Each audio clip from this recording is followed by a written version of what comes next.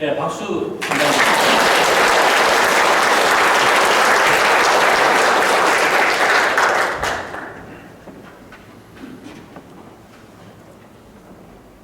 여러분 안녕하십니까. 언제나 이마 부분에 빛을 가지고 다니는 빛을 가리키는 강현식 목사입니다. 김은광 목사님 말씀하신 분때 소리가 좀 작은 것 같죠? 제 목소리 톤이 확실히 좀 약한 것 같은데 네, 여러분들께서 좀 귀를 쫑긋 세우시고 들어주시면 감사하겠습니다. 오늘 두 번째 맞는 이 6개와 함께하는 말씀 콘서트, 여러 교회가 함께 모여서 모이는 이 집회에서 말씀을 전할 수 있게 돼서 그냥 기쁘게 생각하고 또 감사하게 생각합니다. 지난번에 이어서 또 뵈니까 얼굴도 확실히 좀 낯이 있고 또 생각할수록 참 귀한 모임이다. 이게 우리가 생각한 것보다 훨씬 참 의미가 있구나 하는 그런 감동을 자꾸만 느끼게 됩니다. 어떤 모양으로든 식사와 대화를 통해서도 또 찬양을 통해서도 이렇게 또 말씀 나누는 시간을 통해서도 우리에게 정말 의미 있는 그런 은혜를 경험하는 그런 시간들이 되었으면 좋겠고요. 오늘 또 준비한 말씀 나눌 때에 하나님께서 우리 모두에게 꼭 들려주시기를 원하시는 그런 메시지 모두가 받고 돌아갈 수 있는 그런 은혜를 누릴 수 있기를 바랍니다. 작년에 제가 한 번도 뵌 적이 없는 타 교단의 한 장로님으로부터 전화를 한 통 받았습니다. 그 장로님께서 본인을 소개하시기를 저는 회사를 운영하고 있고요. 그런데 한국에서 직원이 이사를 오시게 되는데 그분을 목사님 교회에 좀 소개해 주고 싶습니다. 그러시는 거예요. 그래서 제가 질문을 드렸어요. 왜 그런데 그 장로님 교회로 그분을 모시고 가지 않고 왜 저희 교회에 소개해 주십니까?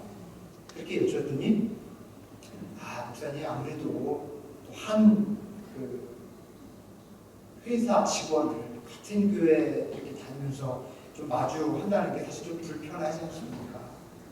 그래서 목사님 교회에 좀 소개를 하려고 합니다. 그분도 저를 본 적이 없고 저도 그분을 알지 못해요. 그런데 아마도 회사와 가까운 곳에 저희 이제 교회가 있으니까 소개를 하셨던 겁니다. 무슨 말인지 제가 알 것 같았습니다. 이해도 되고요.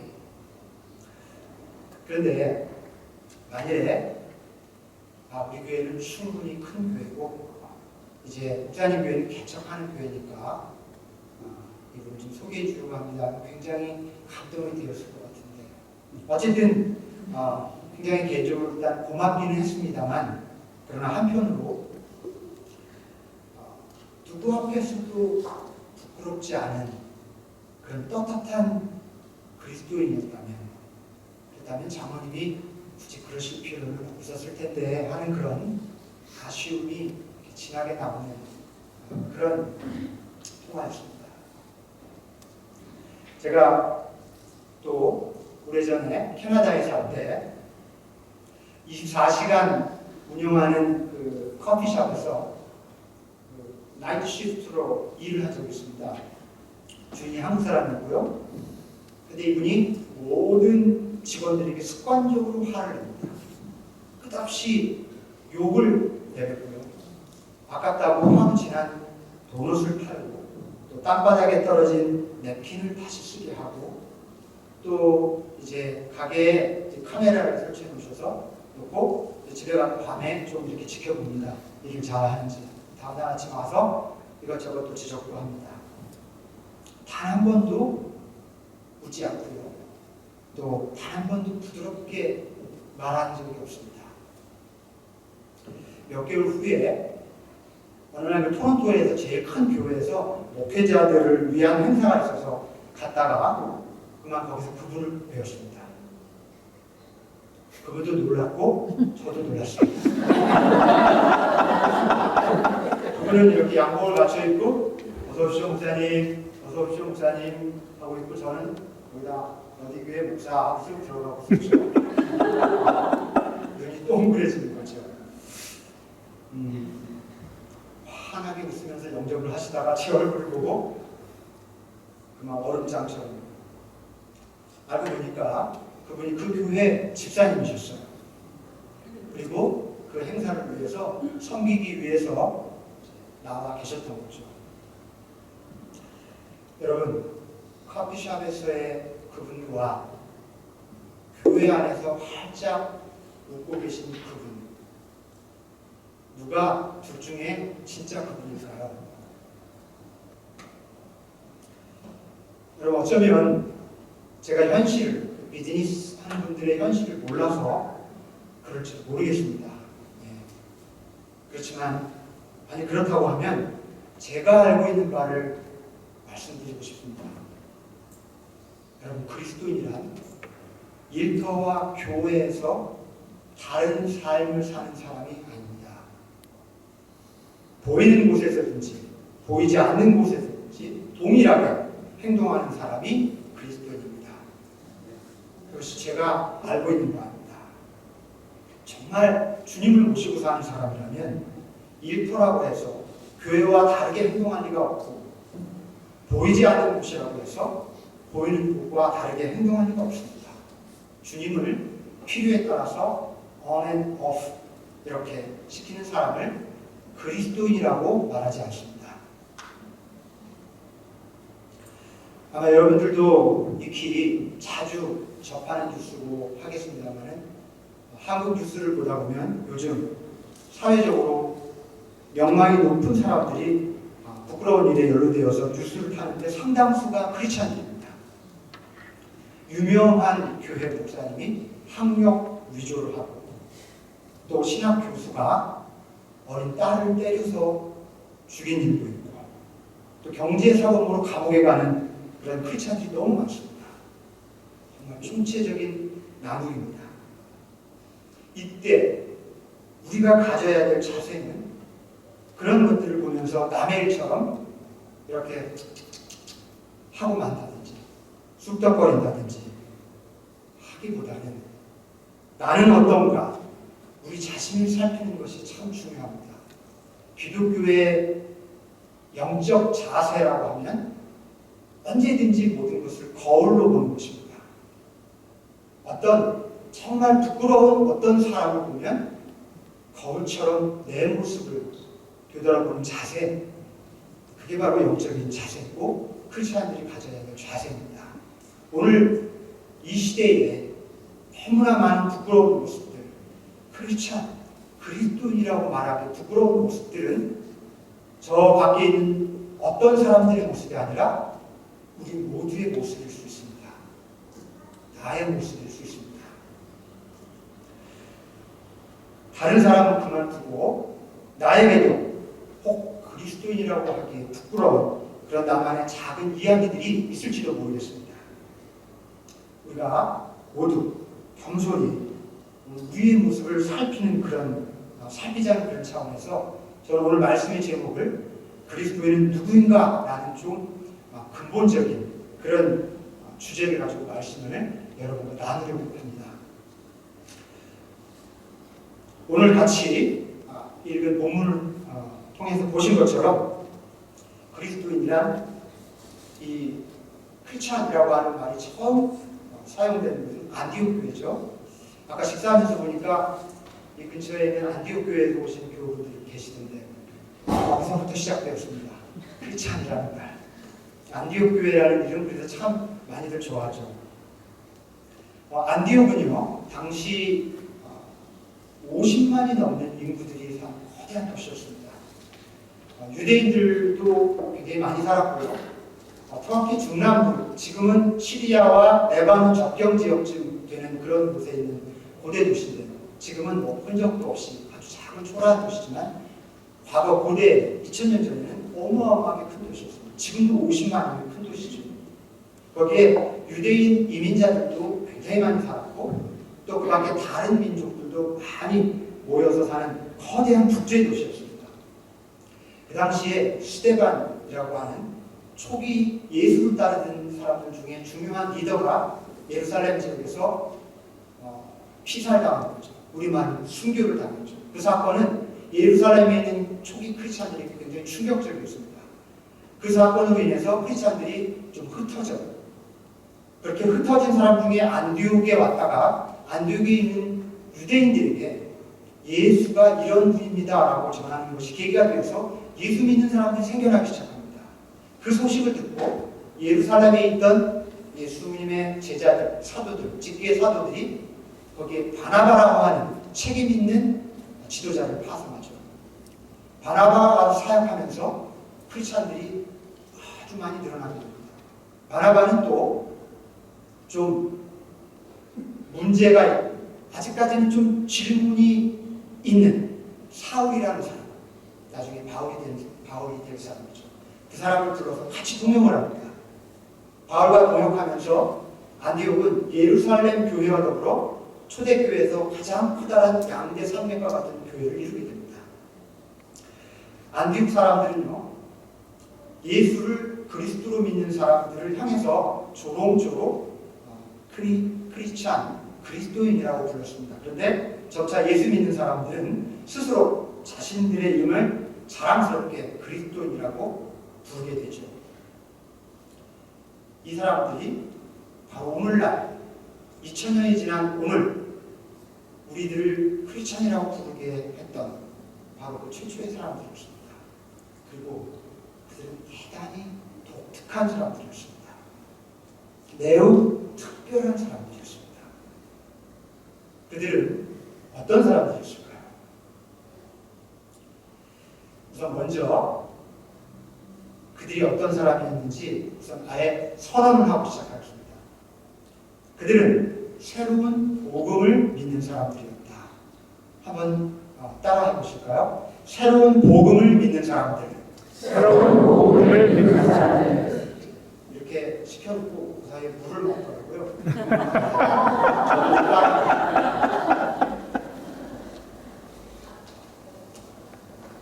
타이밍을 잘 못 맞췄네요. 한 번 더 해볼까요?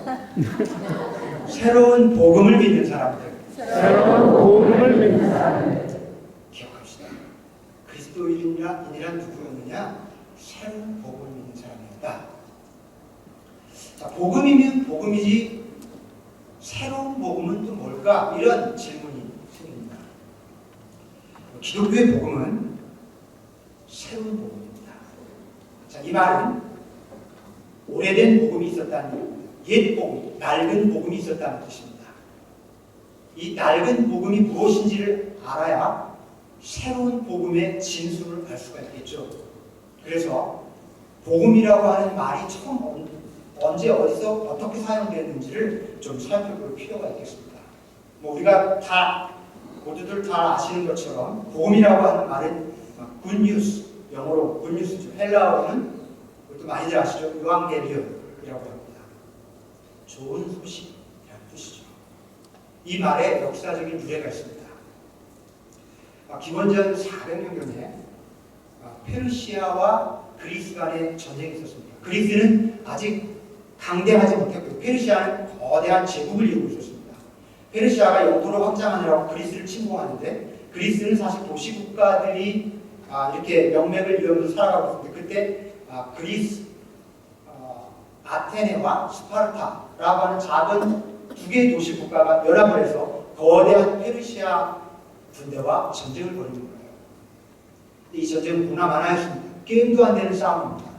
그래서 전쟁터로 남편을 보내고 이 그리스의 가족들, 모든 자녀들과 또 부인들이 이제 죽을 각오를 했습니다. 나라를 잃을 각오를 했습니다. 전쟁이 치열하게 며칠간 지속됐습니다. 그런데 생각보다 소식이 안 오는 거예요. 전쟁에서 완전히 패망하고 페르시아 군인이 몰려오든지 뭐 끝났다고 누가 오든지 시간이 생각보다 오래 지나고 나서 어느 날 한 전령이 말을 타고 옵니다. 심각한 부상을 당하고 마을로 달려옵니다.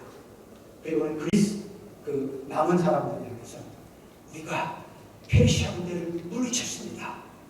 그렇게 하고는 죽었대요. 심한 부상. 그 소식을 접한 온 그리스 백성들이 기쁨의 환호성을 지르면서 아주 커다란 축하와 기쁨을 나눴던 거죠. 이 죽음을 멈추고 죽어가면서 달려와서 전했던 승리의 소식, 이것이 바로 그리스말 유앙겔리온이라고 하는 말이 시작된 기원이 된 사건이라고 합니다. 이 유앙겔리온, 기쁜 소식, 너무나 감격스러운 소식이라고 하는 어원을 가진 유앙겔리온이 이제 로마 제국 시대에 와서, 로마 제국은 아시는 것처럼 그리스 문화를 그대로 다 받아들이죠. 이렇게 배척하지 않습니다. 그래서 그리스 로마, 그레코 로마이라고 하는 컬처가 생겨나지 않습니까? 로마는 그리스의 그 탁월한 문화를 그대로 받아들입니다. 그렇게 영리하게 로마 제국에서는 유앙겔리온이라고 하는 개념을 정치적 통치 개념으로 활용합니다. 로마의 황제가 제국을 다스릴 때 일정한 기간이 되면 로마 제국 전역을 마치 우리말로 하면 신방을 갑니다. 봄철 신방, 가을철 신방처럼 제국 곳곳을 좀 어렵고 가난한 마을을 찾아가서 그곳에 그 마을의 수건 사업을 들어주고, 그리고 거기에다가 하사품, 황제의 하사품을 잔뜩 풀어주고 오는 거예요. 이것은 로마 제국의 아주 교묘한 통치 기법이었습니다. 백성들을 순종하게 하고 황제를 숭배하게 하는 그런 기법이었죠. 그런데 황제가 그 마을에, 그러니까 신방을 해서 그 마을의 수건 사업을 해결해주고 하사품을 전달해주기 전에 메신저를 보냅니다. 황제의 사자를 보냅니다. 그 사자가 한 일주일 전쯤 와서 그 마을에 유앙겔리온을 선포합니다. 황제가 이 마을에 오십니다. 그러면 그 마을은 잔치가 벌어지고 난리가 납니다. 이제 드디어 우리 마을이 다시 되살아난다. 황제가 오신다. 이 기쁜 소식이 유앙겔리온이었습니다. 그래서 로마 제국에 있는 모든 백성들은 이 황제의 복음, 유앙겔리온을 기다리고 사모하고 너무나 좋아했던 거죠.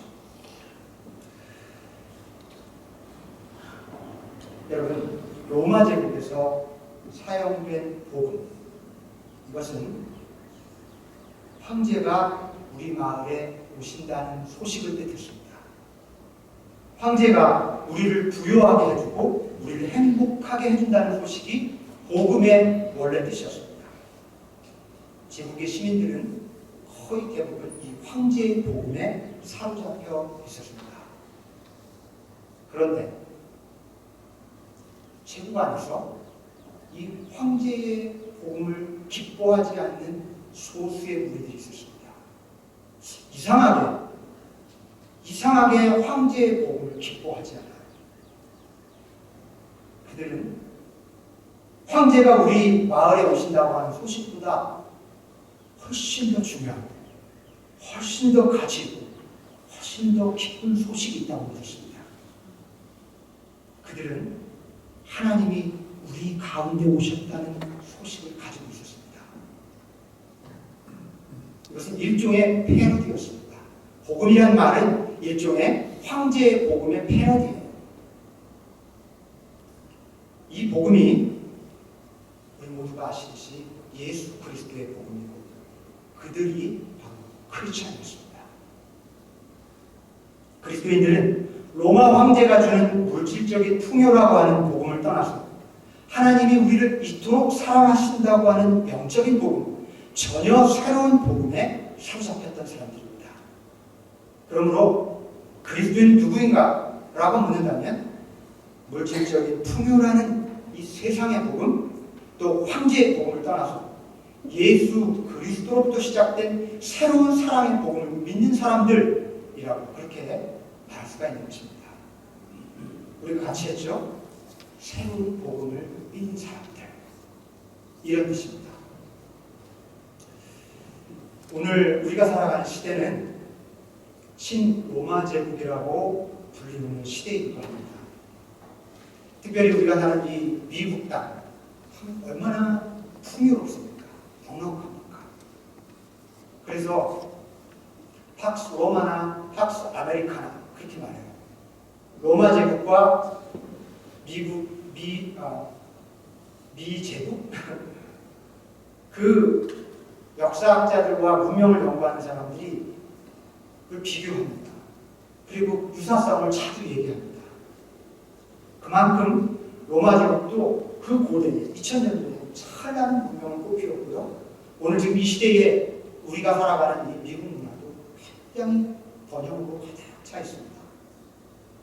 그래서 이 시대도 새로운 종류의 황제의 복음이 만연해 있습니다. 더 빨리, 더 많이, 더 높이 라고 하는 이 시대의 탐욕의 슬로건이 그 증거입니다. 세상 모든 곳에서 이 깃발이 나오고 사람들은 정신없이 그것을 쫓아 살아갑니다.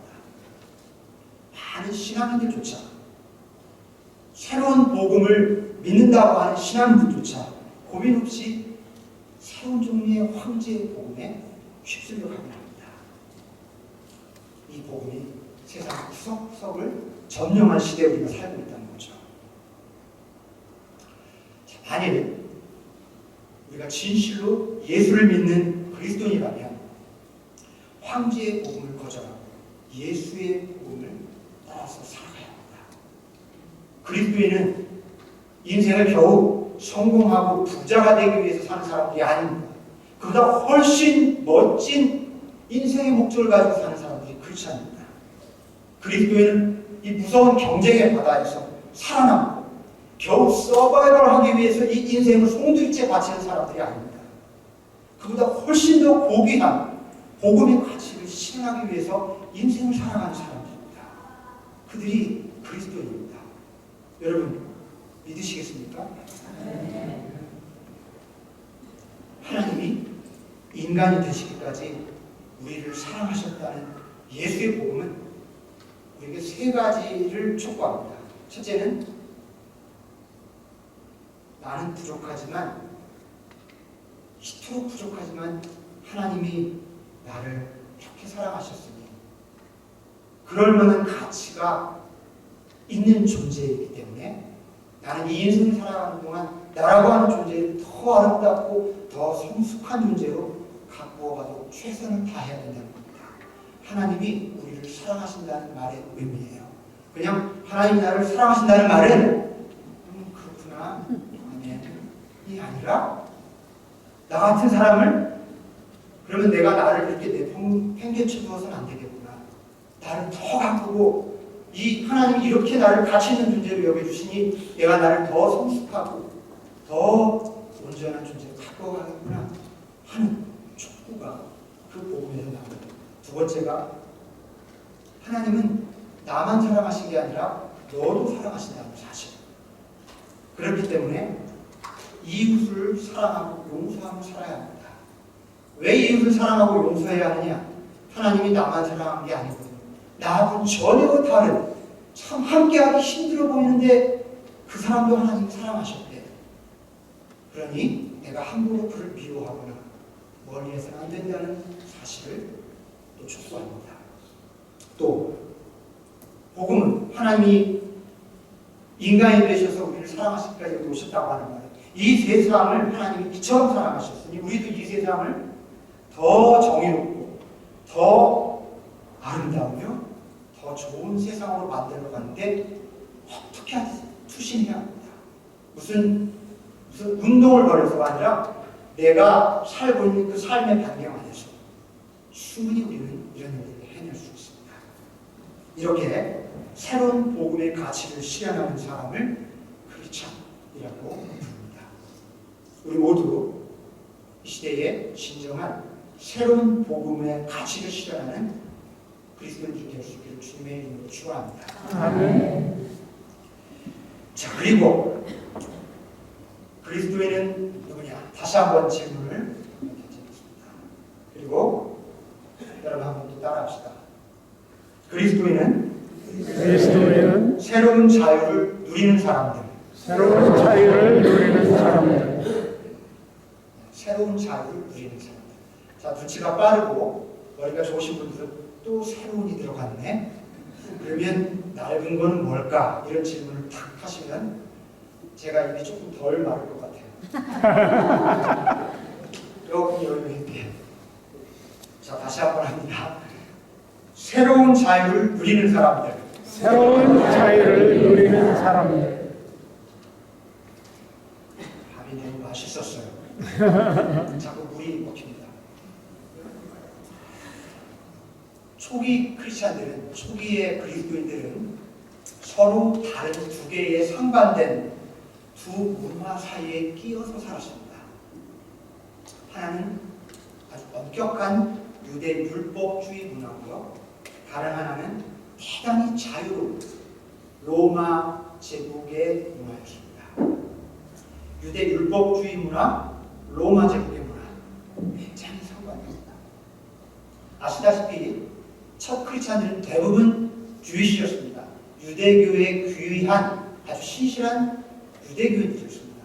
그들은 자신들의 그 종교 전통 안에서 예수를 메시아로 받아들였기 때문에 그래서 그들에게 율법을 지키는 일이 굉장히 자연스러웠습니다. 그러나 문제는 율법의 관습이 아주 낯설 수밖에 없는 예수를 새로 믿게 된 이방인들이었습니다. 먼저 믿은 유대 기독교인들은 이 이방 기독교인들을 향해서 여러분 율법을 반드시 지켜야 돼요. 예수 믿으려면 이렇게 가르쳤습니다. 먼저 믿었거든요. 그리고 이방인들이 보기에 유대인들은 종교적으로 굉장히 성숙해 보입니다. 그러니까 따라갈 수밖에 없는 겁니다. 여러분 아시다시피 그렇지만 바울은 이에 대해서 단호하게 NO라고 말했죠. 예수 그리스도의 복음은 더 이상 율법을 필요로 하지 않습니다. 라고 선언했습니다. 복음은 우리가 하나님의 자녀가 되었다는 소식인데 왜 다시 종이 되려고 합니까? 이렇게 막 붕괴하죠. 바울 서신에 보면 결국에 막 복잡한 말로 되어 있지만 이거예요. 이거. 지금 설명드린. 그렇지만 이 문제는 간단하지 않습니다. 그래서 바울이 수많은 편지를 통해서 율법에 매이지 않는 새로운 복음에 대해서 새로운 신앙을 없이 가르치고 설명하고자 했습니다. 자, 이렇게 아무튼 크리스찬들은 헷갈렸을 수밖에 없어요. 유대 율법주의자들이 강요하는 율법적인, 보수적인, 또 폐쇄적인 한 그런 한편 그리스도인들은 또 어떤 문화에서 삽니까? 자기들이 사는 문화 자체가 로마제 문화예요. 자유로운 로마 문화의 도전에 직면해야 했습니다. 제국 안에서 유대인 이민자들이 사는 대부분의 도시들은 상업과 무역이 발달하고 경제적으로 넉넉한 도시들이었습니다. 여러분 지금도 마찬가지예요. 주시들은 조그마한 마을에서 살지 않습니다. 혹시 제가 몰라서 그러나요? 굉장히 소위 돈벌이가 되는 큰 마을, 상업과 무역이 발달한 곳에 유대인민자들이 가서 살죠. 이 유대인들이 가서 사는 도시는 그래서 비교적 컸고 그리고 굉장히 상업과 무역이 발달한 도시였어요. 넉넉하고 풍요로운 도시였어요. 그래서 거기에는 언제나 자유분방한 도시 문화가 자리 잡고 있었습니다.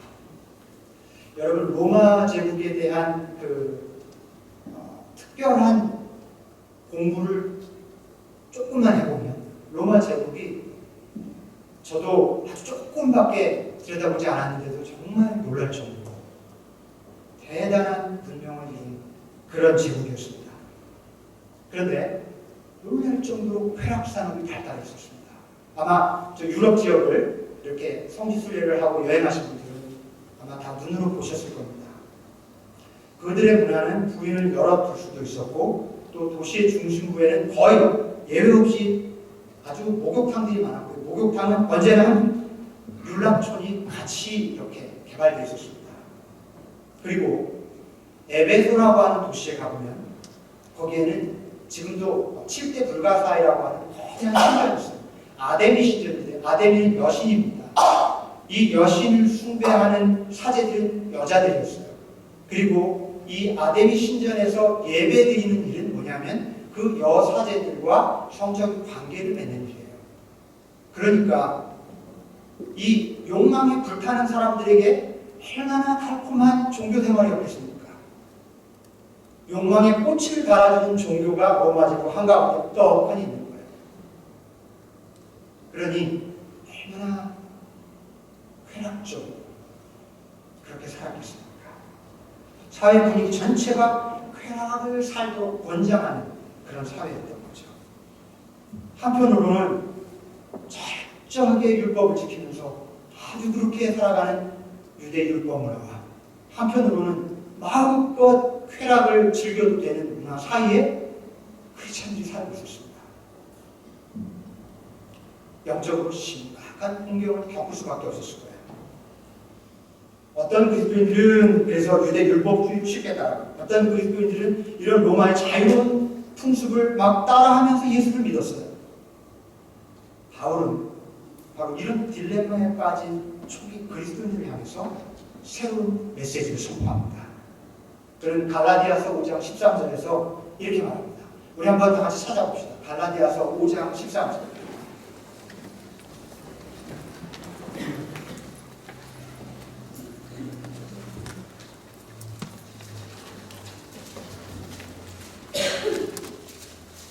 갈라디아서 5장 13절.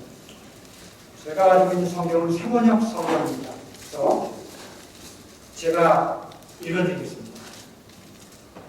지금 읽어드리는 말씀은 바울이 이렇게 아주 보수적인 유대 율법 문화와 자유로운 로마 문화 사이에 끼어있는 크리스찬들에게 주는 그런 해결책 같은 말씀입니다. 한번 보겠습니다. 형제 자매 여러분, 5장 13절입니다.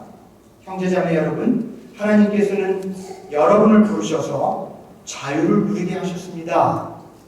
자, 이 말씀은 유대 율법주의에 빠져서 종노릇하며 사는 그런 크리스찬들에게 주는 경고의 말씀입니다.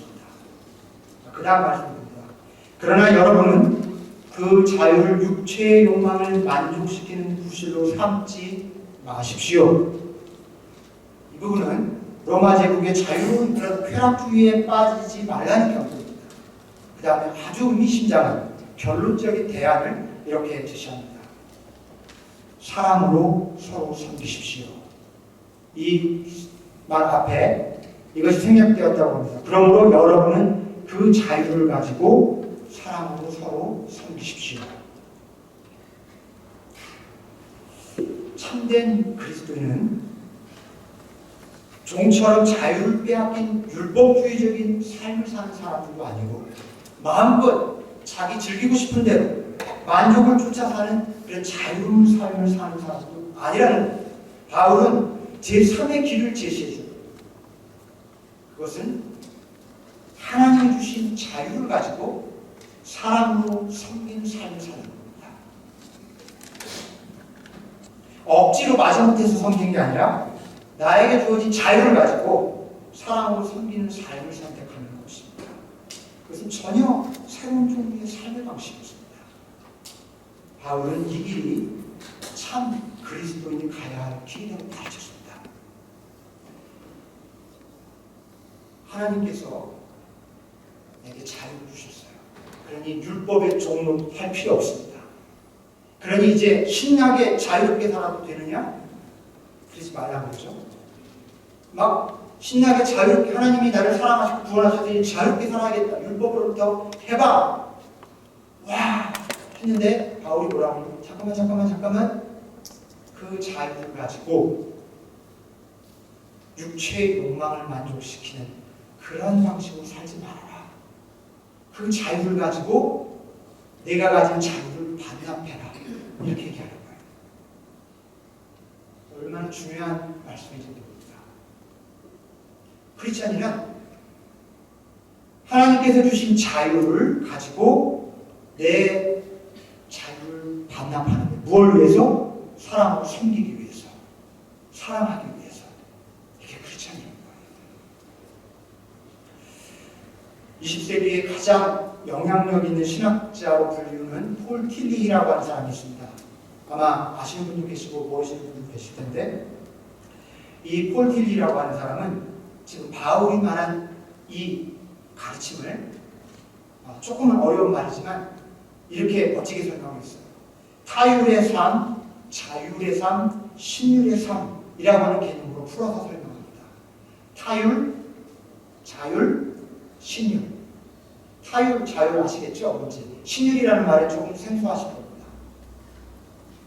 자, 타율적인 삶은 유대 율법주의자들의 삶이죠. 그리고 역사적으로 보면 중세사회가 여기에 해당합니다. 굉장히 타율적이에요, 삶이. 뭔가 법이 엄격하게 주어져 있습니다. 이 타율적인 삶은 내 삶을 움직이는 원천이 내 스스로가 아니라 내 밖에 있습니다. 내 밖에 있는 어떤 법이 내 인생을 움직여요.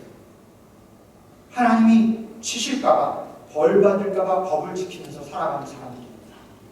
이들의 삶에는 자유함이 없어요. 율법주의자들. 자, 그리고 자율적인 삶은 로마 시민일 거예요. 아주 자유롭게. 그리고 역사적으로는 근대화된 이 서구 사회, 서구 문화가 여기에 해당할 겁니다. 이 사람들은 자신들의 삶을 움직이는 원천이 내 자신이에요. 나를 즐겁게 하느냐, 나를 만족시키느냐, 그 기준만이 판단에 유리한 기준입니다. 내가 만족되면 하는 거예요. 내가 나를 만족시키지 않으면 절대 안 해요. 이게 자율적인 삶을 사는 사람들의 삶의 방식이죠. 이 사람들은 두려울 것도 별로 없고요. 무한하게 자유롭습니다. 그런데 이 무한히 자유로운 사람들 좋을 것 같은데 홀티비히라고 하는 신학자의 진단이에요. 그러나 그들에겐 타율적인 시대, 중세시대, 율법주의자들보다 더 심각한 문제가 있으니 그들 속에 타인에 대한 관심이 너무나 부족하다. 그들의 제한 없는 자유가 오히려 그들을 엄청난 외로움과 고독이라고 하는 감옥에 그들을 가두어둔다. 훨씬 심각한 문제라고 진단합니다. 자유를 마치 그래서 자유롭게 사는 것 같지만 이 자율적인 사람들은 실은 지독하게 자유를 빼앗긴 사람처럼 산다는 거예요. 그래서 이 자유로운 시대에 중독이 그토록 많은 겁니다. 중독이 뭐죠? 노예의 삶입니다. 무언가에 묶여서 내 의지대로 안 돼요. 이러면 안 되는데 하고 또 하잖아요. 그게 무엇이든 중독은 정말 만연해 있습니다. 자유로운 시대의 결과입니다. TV는 그래서 무한한 자유를 찬양하는 서구 문명을 심각한 것으로 규정을 하고 예수님께서 보여주신 대안적인 삶의 방식을 대안으로 제시합니다. 그것이 바로 신율적인 삶이에요. 신율적인 삶은 이 자신의 삶을 움직이는 원천이 측량할 수 없는 하나님의 사랑입니다. 어떤 일을 하는 동기가 하나님의 심판이 두려워서가 아니라 하나님의 말할 수 없는 사랑 때문이에요. 그 사랑 때문에 무한한 자유를 느낍니다. 여러분, 깊은 사랑 속에서 자녀들은 굉장히 자유로워요. 우리도 누군가를 사랑할 때 경계 없이 훌쩍훌쩍 경계들을 넘잖아요. 끝없이 퍼주고 끝없이 낮에도 만나고 밤에도 만나고 사랑에 빠질 때 그렇죠. 사랑 속에서 우리는 무한한 자유를 누릴 수 있습니다. 그런데 그 자유를 가지고 자기 즐거움과 만족을 위해 사용하지 않고 사랑하고 섬기는 일에 사용합니다. 하나님의 사랑의 법을 따라 살면서 스스로 종이 되는 자유를 누리는 겁니다. 이것이 바로 신유의 삶이라는 거예요. 바울이 제시한 제3의 길, 새로운 삶의 방식과 정확히 일치하죠. 여러분, 예수님은 바로 이 신율적인 삶을 사신 분이죠. 하나님만큼, 예수님만큼 자유로운 분이 어디 있습니까? 하나님과 동등되신 분이죠. 못하실 것이 없는 무한한 자유와 능력과 권능을 가지신 분이지만 아무것도 할 수 없는 십자가에 달려 돌아가시죠. 정말 기가 막힌 자기 포기가 아닐 수 없어요. 자신이 가진 무한한 자유를 가지고 모든 자유를 포기하는 삶을 선택하셨어요. 선택하셨어요. 자유롭게. 이 신율적인 삶이에요. 이게 바로 크리스찬들이 살아야 할 새로운 삶의 방식이라고 바울이 이쪽에도 저쪽에도 뛰지 못해서 어정쩡하게 살아가는 그 초기 그리스도인들에게 제시했던 삶의 방식입니다.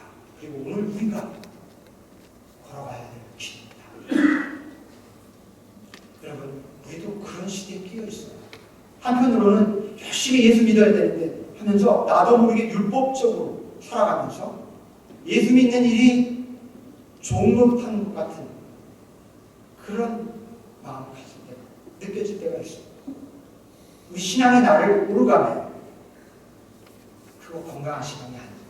한편 예수 믿는 거 뭐 그렇게 부수적으로 그럴 필요 없어.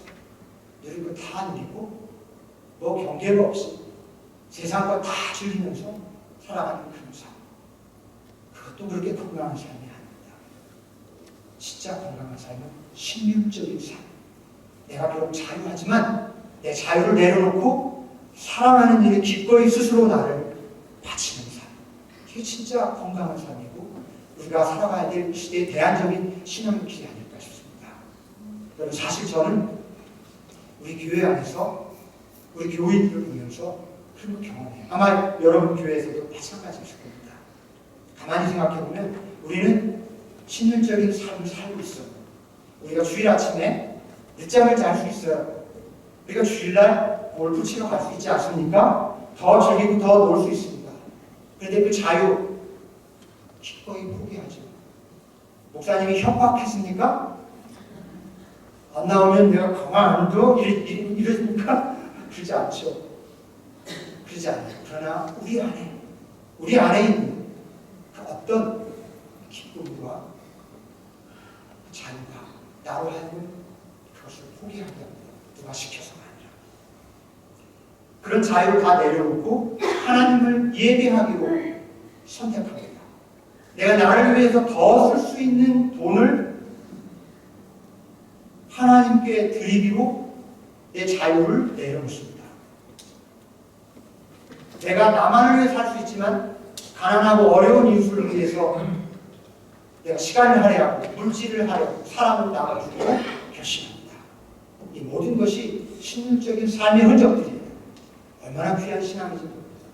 그러면 여러분 할 수 있는 대로 억지로가 아니라 기꺼이 내 안에 있는 자유와 기쁨을 가지고 하나님의 사랑의 감격에 겨워서 기꺼이 그 자유를 내놓고 그 자유를 반납하는 사랑과 섬김에서 이런 삶을 사시는 성숙한 크리스찬들이 되시길 주의 이름으로 축원합니다.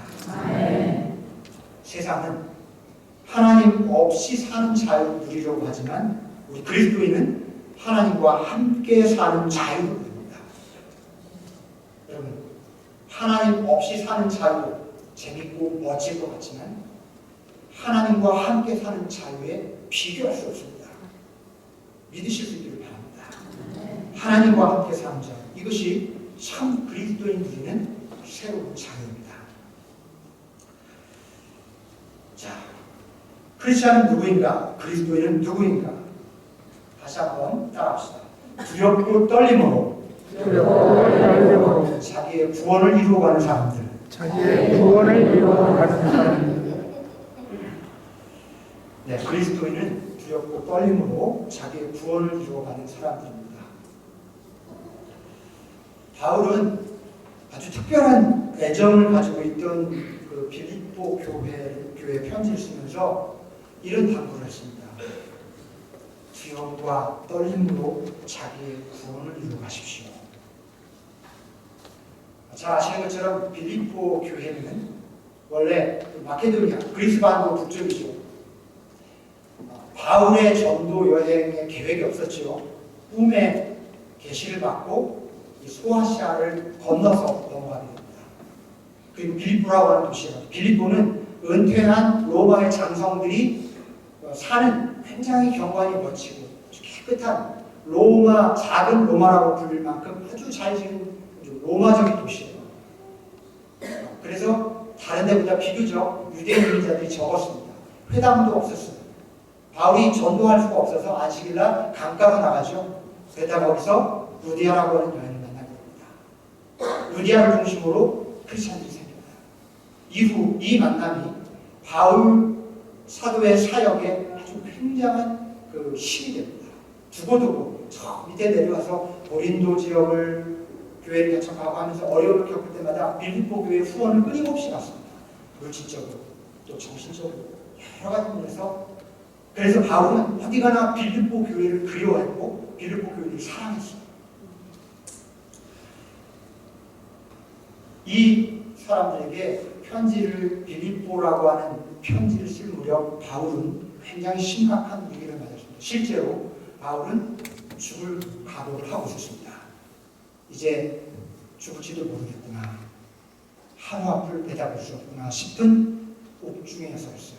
옥중에서 쓴 편지들이 많죠. 에빌 볼빌이죠. 에베소서, 빌립보서, 골로새서, 빌레몬서. 외우십시오. 에빌 볼빌. 그런데 특별히 이것 중에서 빌립보서는 특별히 더 아주 위태로운 순간에 썼던 편지입니다. 그때 자기 자식 같은 빌립보 교인들을 떠올리면서 정말 유언을 남긴 거예요. 뭐라고 해요?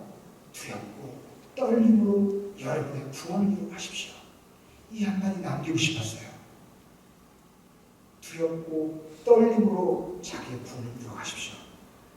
그런데 여러분, 아마 이런 질문이 들 겁니다.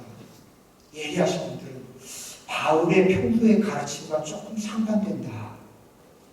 왜냐하면 두렵고 떨림으로 자기의 구원을 이루어가도록 최선을 다하십시오. 이런 유언거잖아요. 그런데 바울이 지금까지 많은 편지에서 뭐라 그럽니까? 행위로 구원받을 수 없나니 오직 믿음으로만, 오직 은혜로만. 이랬던 분이 두렵고 떨림으로 여러분 자신의 구원을 이뤄가기 위해서 최선의 노력을 다하십시오. 이런 말을 하고 있단 말이에요. 조금 모순된 규절이라고 볼 수 있습니다. 여러분, 그렇지만 바울은 율법의 법 조항을 기계적으로 지킴으로써 의로워지려고 했던 시도에 대해서 반대했던 거지. 그 율법주의자들, 그 지독한 율법주의자들을 향해서 경고했던 거지. 노력하지 말라는 뜻이 아니었습니다. 세례를 받고 예수 믿으면 끝. 세례받고 예수를 나의 구주로 받아들이면 구원받는 건 끝나는 것이라고 말한 적 없습니다. 그렇게 말한 적 없어요. 바울의 대표적인 편지라고 하는 로마서, 갈라디아서, 에베소서, 빌립보서. 여러분, 이 편지들의 공통점이 있어요. 앞부분에는 조금 논쟁적인 얘기를 하고 유대 율법주의자들을 향해서 율법으로가 아니라 믿음으로 구원을 받는다. 이런 얘기를 계속합니다만 꼭 뒷부분에서 공통적으로 전하는 말씀이 있습니다. 그것은 무슨 얘기고 하니? 할 수 있는 대로 최선을 다해서 세상 사람들과는 다른 새롭고 성숙한 삶을 살기 위해 노력하십시오. 라는 권고입니다. 로마서 12장에 보면 그리스도 안에서 어떻게 새로운 삶을 살 것인지를 절절하게 권면해 주고 있어요. 갈라디아서 5장은 육체의 행실을 어떻게 다스리면서 살 것인지, 에베소서는 6장인데 4, 5, 6장에 가서 절반 이상을 할애해서 새로운 삶의 규범, 빛의 자녀로 어떻게 살아갈 것인지를 보내주고 있어요. 빌립보서 2장, 하나님의 자녀답게 살아야 함을 간곡히 요청하고 있습니다. 이 중에서 우리 한번 에베소서 4장에 있는 말씀을 찾아봅시다. 에베소서 4장 25절부터 32절.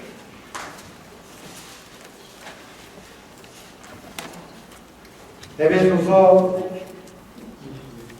4장 25절. 참고로 에베소서는 신약 성경에 있습니다.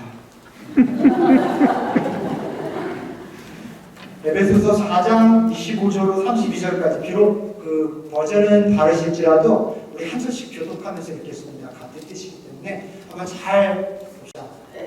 사도 바울이 어떻게 얼마나 열심히 자신의 구원을 이뤄가라 권고하고 있는지 한번 서로 교독해 봅시다. 25절입니다. 그러므로 여러분은 거짓을 버리고 각기 자기 이웃과 더불어 참된 말을 하십시오. 우리는 서로 한 몸의 지체들입니다.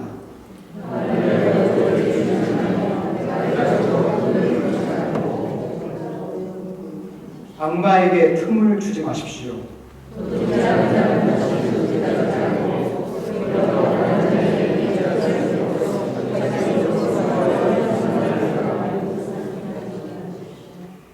나쁜 나쁜 말은 입 밖에 내지 말고 덕을 세우는 데 필요한 말이 있으면 적절한 때 해서 듣는 사람에게 은혜가 되게 하십시오.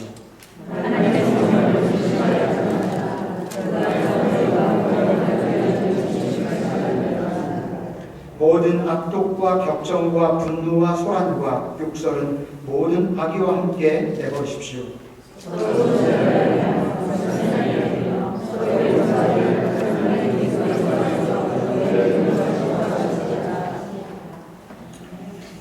어떻게 이런 삶을 살 수 있을까 싶습니다. 여러분, 이런 삶 사실 자신이 있으세요? 저는 이 에베소서의 구절을 읽을 때마다 부끄러워지기도 하고 엄청나게 도전을 느낍니다. 처음 그리스도인들은 이와 같은 말씀을 붙잡고 시험했구나. 정말 이런 크리스찬이 되기 위해서 마음껏 자유를 누리면서 살아갈 수도 있고 그저 율법 조항에 묶여서 기계적으로 쉽게 살아갈 수도 있는데 아무도 보는 사람 없어도 철저하게 깨어서 정직하고 깨끗하고 올바른 삶을 사는 삶, 이런 삶을 고민했구나. 어떻게 이런 삶을 살 수 있었을까 하면서 도전과 큰 은혜를 받습니다. 여러분, 저는 이것이 이렇게 살고자 노력하고 애쓰는 사람들이 크리스천이라고 믿습니다. 이런 삶, 비록 이렇게 그대로 살지 못한다 해도 이 말씀을 거듭거듭 묵상하면서 이와 같이 살고자 애쓰는 사람들, 2000년 전에 아주 작은 소수의 무리였던 그리스도인들이 그 거대하고 부패한 로마 제국을 뒤흔들 수 있었던 것, 지금 생각해보면 역사의 아이러니가 아닐 수 없습니다. 유대교인들로부터도 소조파, 우리말로 하면 이단이라고 이렇게 멸시받았던 예수 따르는 사람들이 그 작은 무리, 그리고 주후 100년경에는 믿는 사람들을 전부 잡아서 죽이는 바람에 거의 초토화될 뻔했던 그 위기까지 극복하면서 불과 200년 후에 로마 제국 전체의 종교로 받아들여지는, 그 이후에 어떤 일이 일어나는지는 일단 불문하고라도 대단한 일이 아닐 수가 없습니다. 어떻게 그 작은 무리들이 여기에도 기울지 않고 이 자유로운 삶에도 기울지 않으며 자기 삶을 끝까지 지키면서 이 거대한 로마 제국을 뒤엎을 수 있었을까요? 저는 아무리 생각해도 그 적은 크리스찬들의 정직하고 깨끗한 새로운 삶의 방식 때문이었다고 믿습니다. 여러분, 이 말씀을 우리에게 적용하고 싶습니다. 이 시대에 적용하고 싶어요. 오늘 우리가 사는 시대는 새로운 로마 제국입니다. 이 새로운 로마 제국의 물결이 휩쓸려서 지금 위기를 맞고 있는 이 기독교를 다시 세우는 길, 다시 회복하는 길은 무엇일까? 라고 하는 질문 앞에서 저는 새로운 삶을 사는 새로운 그리스도인들이 되는 수밖에 없다고 믿습니다. 비록 소수일지라도. 만약 우리가 이와 같은 새로운 그리스도인으로서 정말 진실하게 고민하고 이런 삶을 살고자 노력하고 주님 앞에 나간다면 암담한 이 시대의 그 어둠을 빛으로 바꿀 수 있다고 저는 믿습니다.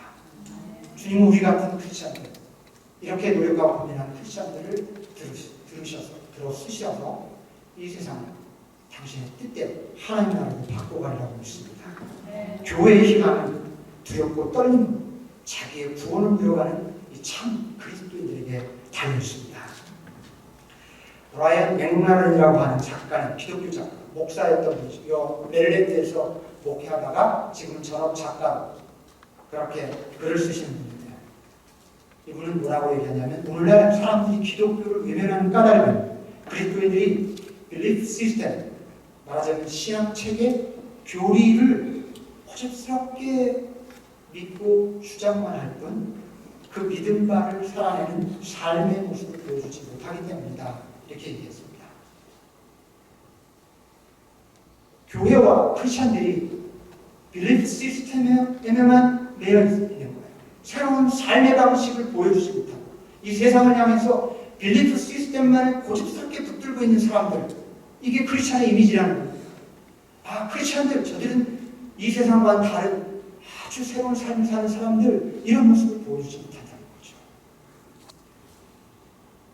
하나님이 우리를 사랑하사 스스로 낮아지셔서 이 땅에 오셨다고 하는 교리를 굳게 믿고 다른 사람들에게 심지어 전하기도 하지만 자신들은 스스로 낮아져서 살지 않는다는 거예요.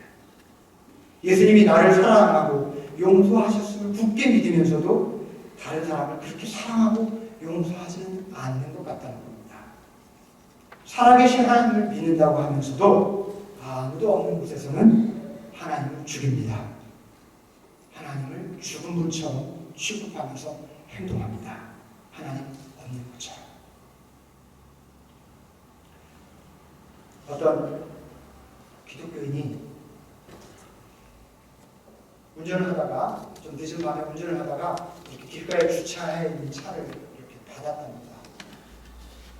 받았는데 그 순간 참 찢어지게 가난하게 사는 사람이 꼭 그런 일을 일으켜요.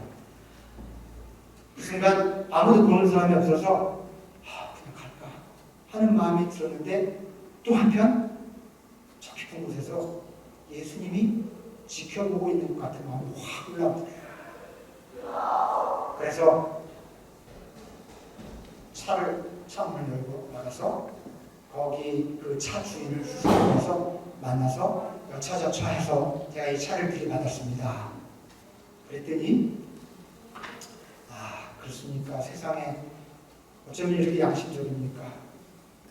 그렇게 하지 않고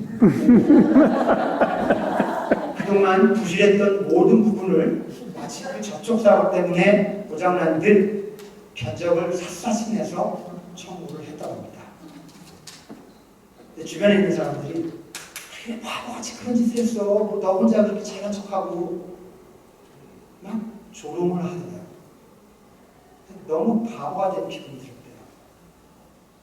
그런데 한편에서 그래 너는 바보다.